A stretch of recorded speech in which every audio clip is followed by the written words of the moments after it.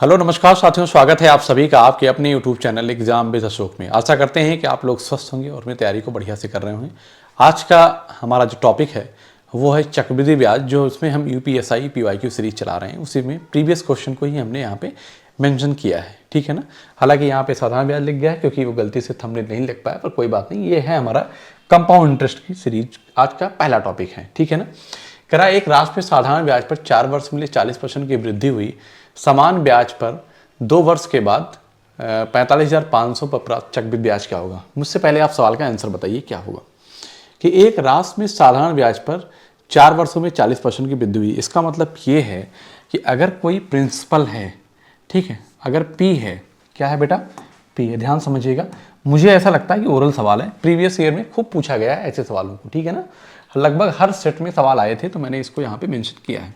ध्यान दीजिएगा, एक क्वेश्चन समझ लेंगे, 2 क्वेश्चन और हैं, आप लगा लेंगे। मान लीजिए कि प्रिंसिपल पी है, ठीक। अगर चूंकि साधारण ब्याज कहता क्या है, हमेशा प्रिंसिपल पे ही ब्याज लगता है, रेट इनटू टाइम होता है, रेट इनटू टाइम होता है। तो यहाँ पे कह रहा कि 40% की वृद्धि हुई साधारण ब्याज की दर से, इसका मतलब सिंपल इंटरेस्ट 40% हो गया। कब? जब रेट क्या होगा, जब 4% हो, 4 दहम 40, इसका मतलब है कि रेट कितना हो गया, 10% हो गया। ये बात क्लियर है कि नहीं? बात क्लियर है कि नहीं? आप कहेंगे यस सर। समान ब्याज दर पर, मतलब कहने का है कि इसी दर पर जो रेट है ना, 10% की जो दर है ना, आर इक्वल टू जो 10% है, इसी दर पर 2 वर्ष के बाद 45,500 का चक्रवृद्धि ब्याज क्या होगा। तो आपको पता है कि चूंकि जो चक्रवृद्धि ब्याज होता है उस पर क्रमागत सक्सेसिव जो चेंज होता है, और भी चेंज को क्या कहेंगे, क्रमागत वृद्धि को ही चक्रवृद्धि ब्याज कहा जाता है। इसका मतलब ये है कि पहले क्या करेंगे, 10% पहले वर्ष, ठीक, फिर से 10% दूसरे वर्ष, लेकिन सक्सेसिव लगाएंगे तो 10 गुणे 10 अपान 10/100, 2 जीरो यहाँ से कट जाएगा। तो इसका मतलब जो आएगा परसेंट वैल्यू आएगी 21% आएगा। क्या आएगा? 21% आएगा। तो मैं यहाँ से ये कह सकता हूँ कि आंसर जो कुछ भी होगा वो 3 और 7 का मल्टीपल होगा या 21 का मल्टीपल होगा। तो पहले 3 चेक कर लो, 9 5 5 10, 5 5 10 2 12, ये भी 3 का मल्टीपल है। और 9 5 5 10 3 13, ये नहीं है, ठीक। 15 9 ये है, ये 9 5 5 10 4 14, ये नहीं है। इसका मतलब या तो ऑप्शन ये होगा या तो ये होगा। आप इसमें चेक कर लो 7 का मल्टीपल कौन है, ठीक है ना। तो 7 का मल्टीपल चेक करेंगे, 7 एकम 7, 2 9, 7 3 21, 4 7 6 42, 7 5 35, ये नंबर 7 से कट रहा है क्या? देखिए ये भी नंबर 7 से कट रहा है क्या? 7 एकम 7, 2 9, 7 3 21, 1 7 2 14 और 7 2 नहीं कटेगा, ठीक है, नहीं कटेगा। इसका मतलब आपका आंसर ये हो जाएगा बिना कुछ किए हुए, ठीक है। तो मुझे ऐसा लगता है कि आप इसको 4 से डिवाइड किए होते तो 10 आ जाता, और 10% की 2 वर्ष, 10% की दर से 2 वर्ष का चक्रवृद्धि ब्याज 21% होता है। तो आप कहते हैं आंसर वही होगा जो 3 और 7 का मल्टीपल होगा या 21 का मल्टीपल होगा। 21 बड़ा नंबर है, बाय द वे आपको नहीं टेबल याद है तो कोई बात नहीं, ठीक है ना। अब आप कहेंगे सर नहीं लगा के बताइए, तो देखो फिर क्या करेंगे कि 45,500 का आप 21% निकाल दो बेटा, यही आंसर हो जाएगा, ठीक है। 2 जीरो यहाँ से कट किया, 21 पंजे 105, 21 पंजे 105 हासिल कितना है 10, 21 पंजे 105 और 10 115, कितना हो जाएगा 11 आ जाएगा, ठीक। 21 चौक 84, 84 10 94, 1 95 आ जाएगा। तो 9,555 आ गया। यही क्या मिलेगा, 45,500 पे 10% की दर से 2 साल का चक्रवृद्धि ब्याज यही प्राप्त होगा। आप नोट कर लीजिए इसको, कोई दिक्कत हो तो बताओ। नोट हो गया? चलिए अगले क्वेश्चन की तरफ आते हैं, इसको बताइए। तो साधारण ब्याज पर 4 वर्षों की राशि, एक राशि में 60% की वृद्धि हुई। कोई प्रिंसिपल था जिसमें 60% वृद्धि हुई 4 वर्षों में, उसी ब्याज दर पर 2 वर्ष के बाद 46,500 पर चक्रवृद्धि ब्याज क्या होगा। तो मैंने अभी आपको सिखाया था कि इसको 4 से भाग कर दो, तो कितना होगा 4 15 60। इसका मतलब है 15% दर थी, तो उसी ब्याज दर पर 15% की दर से 2 साल का सक्सेसिव क्या हो जाएगा। तो आप 2 साल का कंपाउंड इंटरेस्ट निकालेंगे तो 15 प्लस 15 प्लस 15 गुणे 15/100 करेंगे। आप करेंगे नहीं करेंगे? तो 15 15 30, 15 15 225, तो ये आ जाएगा 32.25%। इसका मतलब इतने की वैल्यू आपसे पूछा है, ठीक है ना। आप बताइए कि किसका मल्टीपल है, 5 और 9 3 12, 3 का मल्टीपल है। मैं कहूँगा कि आंसर वही होगा जो 3 का मल्टीपल होगा। और क्या होगा, 25 से भी कटेगा, 25 का भी मल्टीपल होगा। तो सारे ऑप्शन 25 के दिख रहे हैं। 3 वाला देख लेता हूँ मैं एक बार। 9 ये है, 6 5 2 7 ये नहीं है 3 का मल्टीपल। 9 6 4 2 6 5 1 6 ये 3 का मल्टीपल है। ठीक, 3 9 6 5 2 7 1 8 ये नहीं है। 9 और 5 6 और 5 1 6 2 1 3 ये भी है, 3 का मल्टीपल है। इसका मतलब 2 ऑप्शन 3 के मल्टीपल हैं। 25 से भी चेक करेंगे तो 25 से दोनों हैं। इसका मतलब आंसर या तो ये होगा या तो ये होगा। आप कुछ मत करो बेटा, आप 46,000 क्या करना है, 46,500 का 32.25% निकाल दो। तो आप क्या कहेंगे कि 32.25% निकालेंगे तो यहाँ पे क्या आ जाएगा, नीचे 100 आ जाएगा। क्लियर है। और इसको हटाएंगे तो यहाँ पे क्या हो जाएगा, इसको हटाओ नहीं, इसको हटाओ नहीं, बता रहा हूँ कैसे। इस पॉइंट को लगा रहने दो। ठीक, इससे क्या होगा, ये दोनों कैंसिल हो जाएगा। तो जो ये 465 है ना, 465 है गुणे 32.25 को मैं क्या लिख सकता हूँ जरा मुझे बताइए।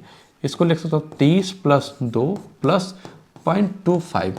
इससे फ़ायदा क्या होगा आपको, इससे हमारा कैलकुलेशन आसान हो जाएगा। 3 बजे 15 के 5 हासिल 1, ठीक है। और 3 चौक 18 19 के 9, 3 चौक 12 1 13, 13,950। इसकी बात करूंगा तो 2 पंचे 10 के 0 हासिल 1, 2 चौक 12 1 13 के 3, 2 चौक 8 1 930 हो गया। ठीक है ना। इसकी बात करूंगा तो इससे जब मल्टीप्लाई करूंगा तो 1/4 होगा, और 1/4 होगा तो मैं कहूंगा कि 4 एकम 4, ठीक है। और फिर 4 एकम 4, 2 6 4 छंग 24, 1 25, 4 दूनी 8, 4 पंचे 20, यही होगा। तो ये 2 और 5 हो गया, और ये हो गया 6, 5 3 8 1 9, 9 9 18 1 19, ठीक। 5 3 8 1 9, 9 9 18 1 19 के 9, 3 1 4 1 14,996.25 आपका यही आंसर बनेगा। एग्जैक्ट आंसर आ गया। 14 ये 11 है, कितना है 11। हालांकि मैंने एक चीज ध्यान नहीं दिया कि जब आप 465 को, ठीक है ना, यहाँ पे 465 था, इसको 30 से गुणा करोगे, अगर 10 से गुणा करेंगे तो 4,650 आएगा। 3 बार करेंगे तो 12,000 हो जाएगा। आंसर 11 से बड़ा आता। तो मुझे पेन ही नहीं चलाना था। आप कहते सर ये क्यों आपने किया, तो मैं कहता बेटा कि अगर इसको नहीं करता मैं, इसको मैं नहीं करता तो आप 32.25 से आप इसको गुणा करते, यही तो करते। 32.25 से आप गुणा करते तो फायदा क्या है, बहुत लंबा हो जाता। इससे क्या है ना कि आपकी एक्यूरेसी भी मेंटेन रहेगी, कहीं गलती की 1 भी % चांस नहीं बनेगा। ठीक है ना भाई। 3 का किसको नहीं आता है, इसको 45 दूना 90, 15 30, 930 हो जाता है। इसको 1/4 से लिख दो। 0.25 का मतलब क्या हुआ, 1/4 हुआ। इसका 465 का मैंने 1/4 यहाँ पे लिख दिया। ठीक है ना। आगे चलते हैं। 4 वर्षों में साधारण ब्याज दर पर एक राशि में 20% की वृद्धि होती है, उसी ब्याज दर पर 2 वर्षों के बाद 44,500 पर चक्रवृद्धि ब्याज कितना मिलेगा। ये मैंने 3 अलग अलग सेट से सवाल लिया। कहने का मतलब है कि तीनों एक जैसे सवाल हैं। 4 वर्षों में यहाँ पे भी है, तो मैं जब 4 से डिवाइड करूंगा तो 4 पंचे कितना आ जाएगा 20, इसका मतलब 5%। 2 वर्ष में कितना हो जाएगा, तो कंपाउंड इंटरेस्ट की बात मैं करूंगा तो आप कहेंगे कि 5 + 5 + 5 × 5 बटे का 100। क्या ये बात पहले आप नहीं कर सकते थे, मन में नहीं कर सकते? आप कहेंगे सर कर सकते हैं। 5 5 10, 10.25, 10.25%। अब आप इसकी मतलब आपसे चक्रवृद्धि ब्याज पूछा है तो 44,500 का आप क्या करेंगे, 44,500 का 10.25% निकालिए। अगर मैं कह दूं कि ये 100% की वैल्यू क्या है तो आप कहेंगे कि 100% की वैल्यू 44,500 में ये 10% की वैल्यू अगर बात करेंगे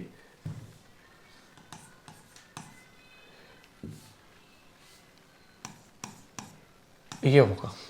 वो आपको कितना वैल्यू निकालना है, 10.25। 10% की वैल्यू ये है और इसका 1/4 निकालना है। ठीक है ना। तो आप सिंपल से कहेंगे कि 4450। आंसर जो होगा 4450 से ऊपर होगा। 4450 से ऊपर सब है नहीं, ये 43 61 है नहीं आएगा, ये 42 है, और 4450 से ऊपर आएगा लेकिन थोड़ा सा ऊपर आएगा, उतना नहीं जाएगा शायद। ठीक है, चेक कर लेता हूं एक बार। अब 4 जो ये आया है ना, ये आया। अगर मैं यहीं पे कह देता कि 1% की वैल्यू कितना होगी, तो आप बताओ कितना होगा। अरे भाई इसका मतलब ये हो गया कि इसका 1/4 निकाल लूंगा। अब आप मेरी बात ध्यान सुनिए, मैं इसको ऐसे लिख दूंगा कि 4, चूंकि अपने मन में कर सकते हो, ठीक है ना। 44,500, ये परसेंट नीचे लाऊंगा मैं, इस परसेंट को हटाऊंगा मैं। यहाँ पे देखो एक स्टेप लिख देता हूँ। जब परसेंट हटाऊंगा मैं तो इसको लिखूंगा 10.25 बटे का क्या लिखूंगा, 100 लिखूंगा। लिखूँ नहीं, इससे ये कट जाएगा। तो मैं यही बात कहना चाह रहा था कि जो 445 गुणे 10 प्लस 0.25, और 0.25 का मतलब 1/4। इसका मतलब है कि जो वैल्यू आ जाएगी उससे गुणा करेंगे तो 4450 तो आ ही जाएगी। इसको 1/4 से डिवाइड करेंगे, 4 एकम 4, 4 एकम 4 और 4 एकम 4, 4 दूनी 8, 4 पंचे 20, ये हो जाएगा। तो 1 5 1 6 5, तो 45.25 बनेगा। यही आपका आंसर आ गया, 4561.25। क्या इसमें कुछ मैंने किया क्या? ये बात आप मन में कर सकते थे, यहाँ तक बात भी अपने मन में कर सकते थे आप। 1% की वैल्यू मिल गई थी, मुझे 1/4 चाहिए। तो कहने का मतलब ये था कि मेरी बात ध्यान सुनोगे, जो 100% था बराबर 100% की वैल्यू 44,500 है, ठीक है। दोनों जीरो कटेगा तो 1% की वैल्यू आएगी, ठीक है ना। 1% की वैल्यू आएगी। मैं 4 से डिवाइड करूंगा इधर भी, और इधर भी मैं 4 से डिवाइड करूंगा, तो इधर लिखा जाएगा 0.25%, और ये बराबर हो जाएगा 1112.5। 11 चौक 44, आराम से आंसर आ गया। बताओ, तो जितनी बात मैंने बताया आसान सवाल है, आप इनको बहुत ओरली बहुत आसानी से कर सकते हैं, बस तरीका आपको पता होना चाहिए। कह रहा है एक रास 2 वर्ष के लिए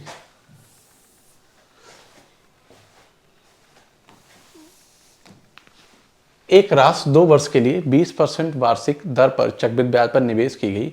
यदि प्राप्त ब्याज 2332 रुपए है तो मूलधन ज्ञात कीजिए। कोई भी प्रिंसिपल अपने आप में 100% होता है। ये ब्याज है 20% की दर से 2 साल का जो चक्रवृद्धि ब्याज होगा वो कितना होगा, तो आप कहेंगे कि 20 + 20 + 20 गुणे 20 बटे का 100। अच्छा, दूसरा भी एक तरीका बनता है रेशियो मेथड, पर जब डेटा रहेगा, अगर रेशियो तब लगाते हैं जब हमारा डेटा फ्रैक्शन के फॉर्म में हो, तो तब तक तो ये 2 जीरो यहाँ कट जाएगा, तो 20 20 40 और 4 44। इसका मतलब क्या कह रहा है कि ये क्या है, प्राप्त ब्याज इतना है, तो 44% की वैल्यू जो है ना वो 23 क्या है 32 है, ठीक। 11 का मल्टीपल है, तो 11 चौक 44, ये 4%, और 11 दूना 22, 11 कम 11, 11 दूना 22, ये इतना हो गया। 4% की वैल्यू 212 है। तो मूलधन ज्ञात कीजिए।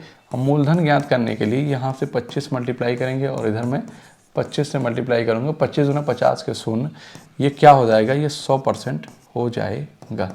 25 दूना 50 के शून्य हासिल 5, 25 से कम 25, और 5 30 के शून्य हासिल 3, 25 दूना 50 और 3 53, कितना आ जाएगा 53।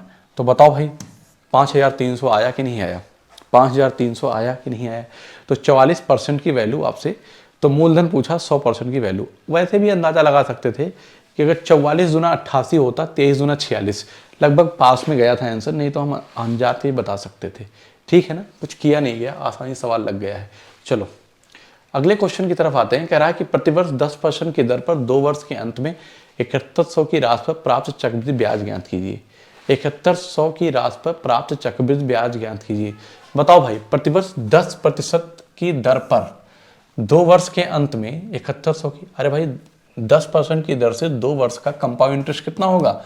आप कहेंगे कि 10 + 10, फिर क्या लिखेंगे, फिर से लिखेंगे प्लस 10 गुणे 10 बटे 100, और ये क्या हो जाएगा, 2 साल का जो चक्रवृद्धि ब्याज है ना वो कितना बनेगा, 10 10 20 21%। कह रहा है कि 2 वर्ष के अंत में 7100 की राशि पर चक्रवृद्धि ब्याज ज्ञात कीजिए। तो इसका मतलब ये है कि 7100 का 21% की दर से चक्रवृद्धि ब्याज क्या होगा, तो आप दोनों जीरो कट करेंगे यहाँ से, ठीक। 7 दूनी 14, तो 1400 से ऊपर आएगा, लास्ट में आंसर 1 आएगा।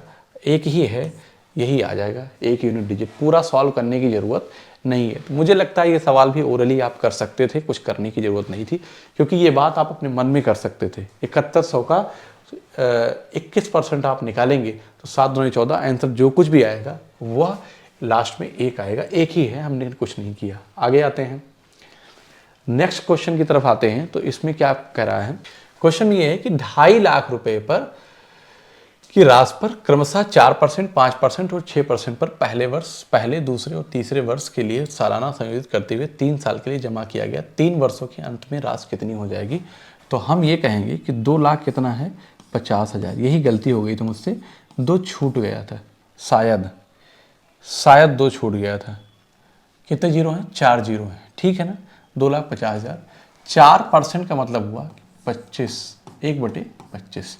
तो मैं ये कहूँगा कि 25 कोई चीज़ थी, वो कितनी हो गई, 26 हो गई। आप कहेंगे यस सर।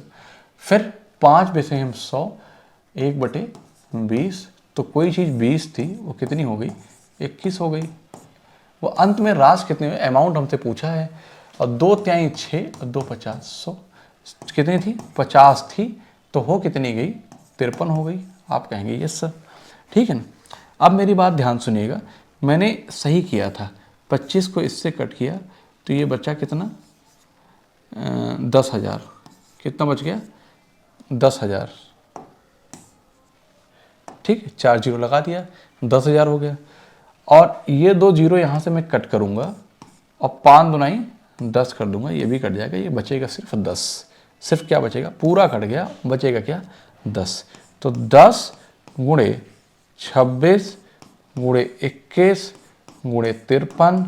तो मैंने आपसे कहा कि आंसर वो होगा जो 3 और 7 का मल्टीपल होगा, 13 से भी कटेगा, 2 से भी कटेगा, और लास्ट में 1 जीरो आएगा। 2 जीरो वाला आंसर कभी नहीं बनेगा, ठीक है ना। गुणा कर लो अगर आप, ठीक है। तो मैं कहता हूं कि इसको 13 दुनाई 26 लिखेंगे, इधर हम 13 गुणे अगर मैं 2 लिख दूं हैं, और गुणे का 21 और गुणे ये 53 है और ये 10 है ही, तो मैं कहूँगा कि ये 26 जमा 2 60 आएगा, लेकिन इसके साथ मैं लेकर आऊँगा तो 13 130 हो जाएगा। तो इधर लिखता हूँ मैं, इससे फ़ायदा क्या होगा, तो इधर लिख दिया मैंने 130 और 53, इस 2 को मैं इसके साथ लेके चलाऊँगा, ठीक। तो क्या हो जाएगा, 106, 106 हो जाएगा, और गुणे का मैं 21 कर दूंगा। ये मेरा हुआ तरीका, ठीक है ना। तो अब मुझे पता है कि आंसर जो कुछ भी आएगा वो क्या आएगा, लास्ट में जीरो आएगा, 1। तो 13 से इसको मल्टीप्लाई करूँ, 13 6 78 के 8, 1 जीरो लगा दिया, हासिल 7, और ये 7, 13 कम 13। आप कहेंगे यस सर कोई दिक्कत नहीं है। इसको 20 + 1 लिख दूँ, कोई दिक्कत? आप कहेंगे नहीं सर। 2 जीरो आपने लगाया, ठीक है, और 2 8 16 के 6, हासिल 1, 2 14 15 के 5, 2 3 6, 1 7, 2 1 कम 2, प्लस ये 13 780 हम यहाँ से फिर से लिखेंगे, 13 780। ये क्या हो गया, 80, 7 6 13 के 3, हासिल 1, 7 5 3 8 1 9 आ रहा है। 380 कहीं है, 380 है, यस, यही वाला ऑप्शन बनेगा। 7 1 8 और ये क्या हो गया, 2, 28 93 80 आपका आंसर आ जाएगा। Option D is the right answer. Clear है ना। आगे चलते हैं, बताओ समझ में आया कि नहीं आया। नेक्स्ट क्वेश्चन की तरफ आते हैं। तो कह रहा है कि राजेश ने 10% प्रतिवर्ष चक्रवृद्धि ब्याज पर 100 रुपये उधार लिए, 2 साल के बाद ऋण चुकाने के लिए उसे कितनी राशि का भुगतान करना होगा। अरे भैया 10% की दर से 2 वर्ष का चक्रवृद्धि ब्याज जो होता है वो 21% होता है। इसका मतलब है कि 100 रुपये पर 21 रुपये ब्याज भरेगा, तो वो 121 रुपये का भुगतान करेगा, ठीक है ना। कितना भुगतान करेगा, 121 रुपये का भुगतान करेगा। इसका मतलब है कि 10% की दर से 2 साल का जो कंपाउंड इंटरेस्ट होगा, 10 + 10 + 10 गुणे 10/100, ये दोनों जीरो कटेगा तो कितना आ जाएगा, 21%। और 21% हुआ तो इसका मतलब है कि हमें अमाउंट निकालना होगा। तो 100 का अगर हम 21% निकालें, 21% निकालें, 121% निकालें तो ये कट जाएगा, तो 121 आ जाएगा, वही हमारा आंसर बनेगा। क्लियर। अगले सवाल की तरफ आएंगे। एक निश्चित राशि पर 2 साल के लिए 3% का चक्रवृद्धि ब्याज 406 रुपये है हो, तो उसी समय अवधि के लिए उसी राशि पर साधारण ब्याज कितना होगा, ठीक है ना। ये हमसे पूछा है कि यदि एक निश्चित राशि है 2 साल के लिए 3% का चक्रवृद्धि ब्याज 406 रुपये, ठीक है भाई। अगर 3% की दर से लिखोगे तो 3 3 6 6 दशमलव कितना हो जाएगा, 0.9% की वैल्यू कितना दे रखा है, 406 रुपये। उसी समय अवधि के लिए उसी राशि पर साधारण ब्याज कितना होगा। तो पहले आप प्रिंसिपल तो निकालो कितना है, लेकिन इतना मैं कह सकता हूँ कि आंसर जो कुछ भी होगा वो, चलो पहले आप प्रिंसिपल निकालो, ठीक है ना। ये देख निश्चित राशि 2 साल के लिए 3% चक्रवृद्धि ब्याज पर, तो अगर आप 3% चक्रवृद्धि ब्याज पर कितना हो जा रही है, 406 रुपये हो, तो उसी समय अवधि के लिए साधारण ब्याज कितना होगा। तो आप ये कहेंगे कि 3 + 3 + 3 × 3/100, यही तो कहेंगे। अब यही हमारा क्या होगा, 2 साल का कंपाउंड इंटरेस्ट हो जाएगा। बोलो होगा कि नहीं होगा। तो 336.09% होगा। इसका मतलब है, यही तो है। तो 6.09% की जो वैल्यू है ना, वो कितना है, 406 है। आपको प्रिंसिपल निकालना पड़ेगा, प्रिंसिपल निकालना पड़ेगा। तो इससे क्या होगा कि इस पॉइंट को हटाएंगे तो दोनों जीरो कहाँ चला जाएगा, यहाँ चला आएगा, ठीक है ना। 3 से कटेगा, 6 4 10, 3 से वो नहीं कटेगा, लेकिन इधर किससे कट जाएगा, आप ये देखिए 406, हाँ ठीक है, 6 4 10,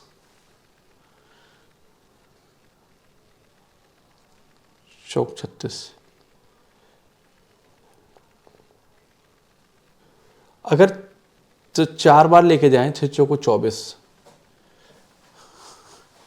ठीक है, 4 बार लेकर जाएं तो क्या होगा, ठीक। तो आप मुझे बताइए कि जब 6.09% बराबर इतना था तो मैंने पॉइंट हटा दिया। सपोज दैट मैं इसको हटाऊं ना, तो मैं ऐसे कह दूं कि जब 100% की वैल्यू आप क्या होगी, क्योंकि मुझे प्रिंसिपल निकालना है, 100% की जो वैल्यू होगी वो 406/609 गुणे कितना होगा, 100 हो जाएगा। 200 बार जाएगा, 203 त्रिक्का, और 203 दूना हो जाएगा। होगा कि नहीं होगा। अब आप मुझे बताइए कि 100 दूना कितना हो गया, ये 200/3, यही प्रिंसिपल था, ठीक। अब आपको साधारण ब्याज कितना होगा, तो मैं ये कहूँगा कि सिंपल इंटरेस्ट जो होगा, सही किया है मैंने, 1 मिनट बेटा, यहाँ पे पॉइंट था ना, तो इस पॉइंट को डालूंगा तो यहाँ पे क्या आ जाएगा, 2 जीरो आ जाएगा। यहाँ पॉइंट था 6.09 था, ठीक है। तो जो सिंपल इंटरेस्ट निकालेंगे तो 2% की दर से हमारा 3 साल का साधारण ब्याज क्या हो जाएगा, प्रिंसिपल मिल गया है। तो मैं इसको यहाँ पे ऐसे करूँगा, और ये 3 है, ठीक है ना, 6% निकालूंगा यहाँ पे, तो 2 जीरो यहाँ से कैंसिल हो जाएगा, 3 दूनी 6, तो 200 दूना कितना होता है, 400, आपका आंसर आ जाएगा। Answer A is the right answer. बताओ ठीक है। थोड़ा सा डेटा ऐसा था, कोई दिक्कत नहीं थी, बढ़िया सवाल था। अगले सवाल की तरफ आते हैं। चक्रवृद्धि ब्याज पर दी गई धनराशि 2 वर्ष में 5000 और 3 वर्ष में 5500 हो जाती है। तो भाई सीधी सी बात है, मान लीजिए कोई प्रिंसिपल था, ठीक। आगे कह रहा है धनराशि और ब्याज दर ज्ञात करें, ठीक है। कोई प्रिंसिपल था तो वह 2 वर्ष में कितना हो गया, 2 वर्ष में 5000 हो गया है, ठीक। लेकिन 3 वर्ष में कितना हो गया है, 3 वर्ष में कितना हो गया, मतलब कि 1 वर्ष और। आपको पता है कि ये हो क्या इतना गया, 5500। पहले ये प्रिंसिपल था तो बना क्या, ये अमाउंट बना, लेकिन जब इससे ब्याज लगा तो फिर से ये क्या बन गया, प्रिंसिपल बन गया। इसका मतलब ये है कि इस प्रिंसिपल पे ही हमेशा ब्याज लगता है। 500 पे 500 रुपये ब्याज 1 वर्ष में कितना हो जाएगा, तो ये यहाँ से कटेगा 2 जीरो और 50 दहम, तो कितना हो गया, 10% आ गया। आप कहेंगे यस सर, कितना आ गया, 10% आ गया। बताओ ठीक है ना। इसका मतलब है कि 10% एक ही ऑप्शन है, सवाल सॉल्व करने की ज़रूरत नहीं है। रेट जो है 10% है। आपसे पूछा है कि बताओ अमाउंट प्रिंसिपल कितना था। अरे भैया, इसका मतलब है कि जो 5000 है ना, वो 121% की वैल्यू है। आप 100% की वैल्यू निकाल दो, पर टाइम वेस्ट करने की ज़रूरत नहीं है। ये कितना है, ये 5000 है।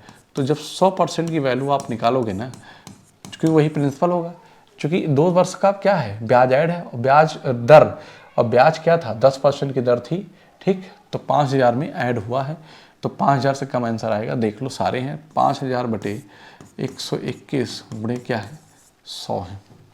मुझे पता है 11 के हम 121 होता है, अप्रॉक्सीमेट आंसर ले आएंगे 11 9 99, ठीक है ना। 11 9 99, तो 9 × 45, 45,000 हो गया। तो 11 से डिवाइड करें, 11 चौक 44, एक करीब 4,000 के समथिंग बनेगा, 10% वही आंसर आएगा, 4132.23 आ जाएगा। कैलकुलेट मत करो, ऐसे सवालों को कैलकुलेट करोगे तो टाइम आपका वेस्ट होगा। भाग करके आप देखना चाहो देख लो, अगर आपके तसल्ली के लिए करना चाहो तो देखो करके देख लो। 11 चौक 44, ठीक है ना, 145 कितना बार जाएगा, हालांकि मैंने यहाँ पे 9 बार ही ले गया हूँ इसको, मुझे 1199 0 पॉइंट फिर कितना बार लेके जाना होगा,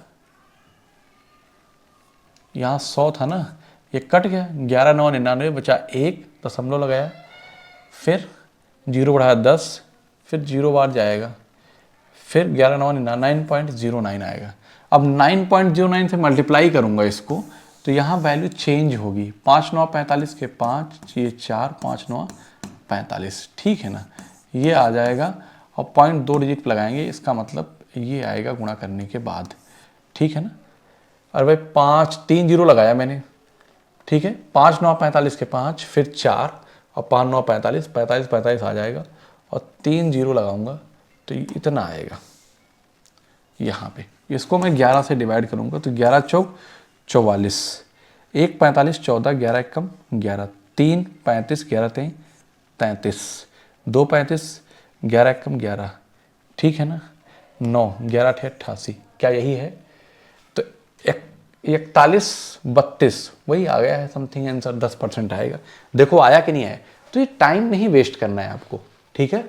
अगर 12,000 रुपये को वार्षिक रूप से संयोजित 5% प्रतिवर्ष की दर से दिया गया है तो 2 वर्षों में संचित ब्याज क्या होगा ये मुझे बताना है, ठीक है।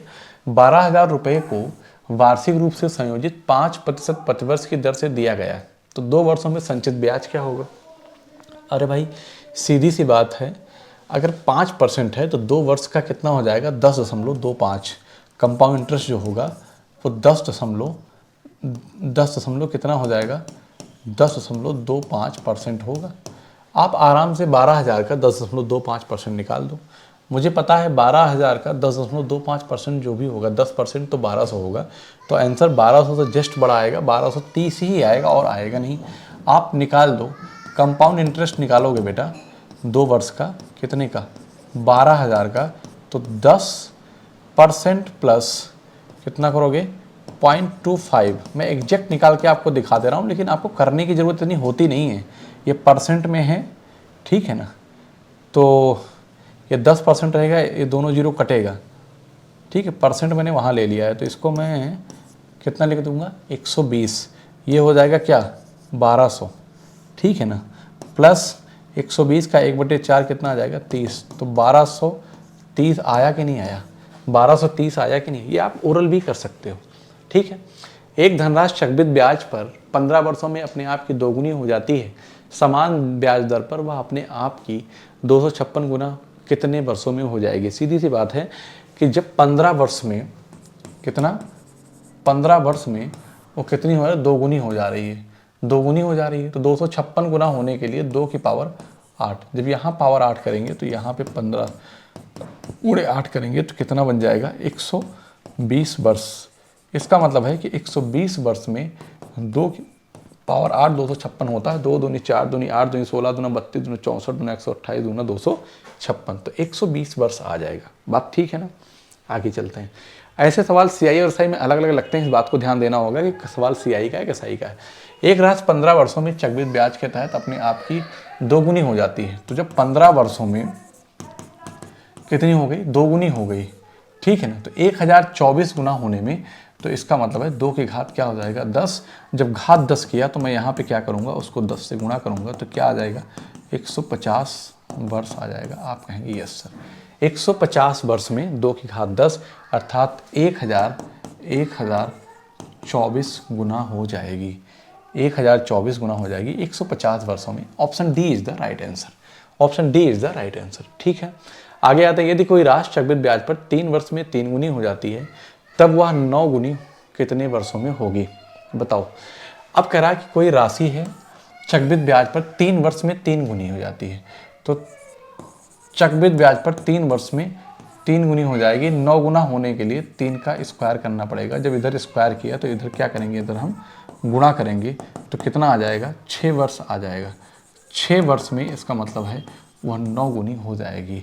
आप बात समझ पा रहे हैं कि नहीं समझ पा रहे हैं? ठीक है, खूब पूछे जाते हैं ऐसे सवाल। 2 वर्षों के लिए 23,000 रुपये की धनराशि पर चक्रवृद्धि ब्याज और साधारण ब्याज के बीच का अंतर 230 है, तो चक्रवृद्धि ब्याज की दर ज्ञात करें। तो जब हम रेट निकालते हैं, जब रेट परसेंट निकालते हैं ना, तो हम कहते हैं कि अंडर डी वाई किसके, पी के। तो डी मतलब डिफरेंस, चक्रवृद्धि ब्याज और साधारण ब्याज के 2 साल का जो भी डिफरेंस है। तो ये कितना दिया है, 230, और ये कितना है, ये 23,000 है।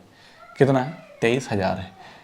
तो 23 दहम्मा और ये कट जाएगा, तो कितना बचा नीचे, 100। तो आ गया कितना, 1/10। 10 पे 1 वो मिल गया है ना। तो रेट परसेंट निकालने के 10 दहम 100, तो 10% आपका सवाल का आंसर आ जाएगा।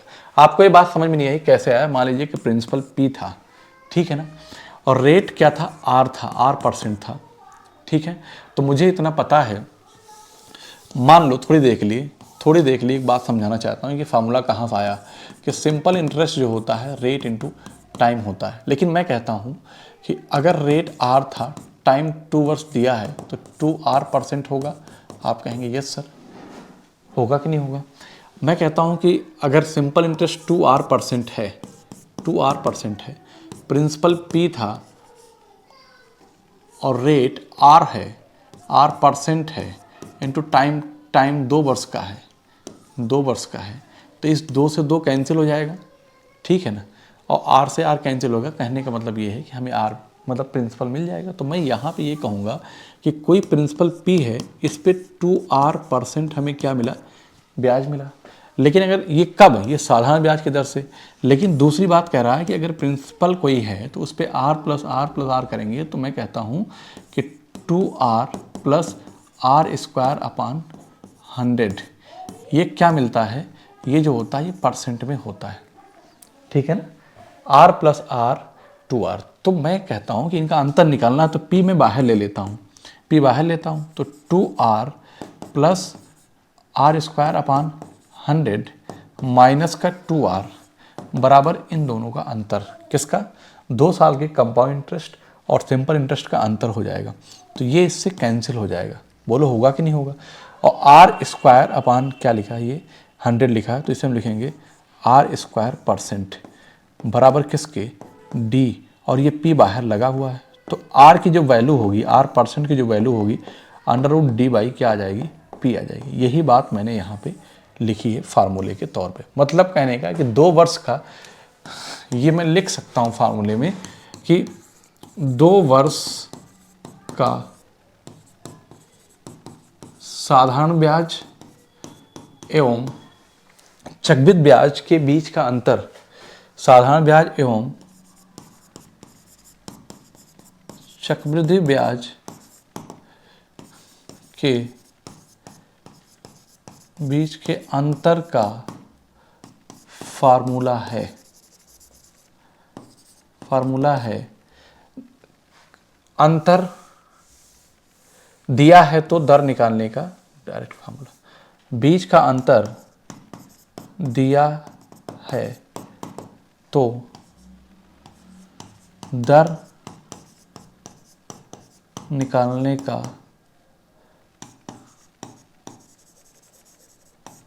फार्मूला।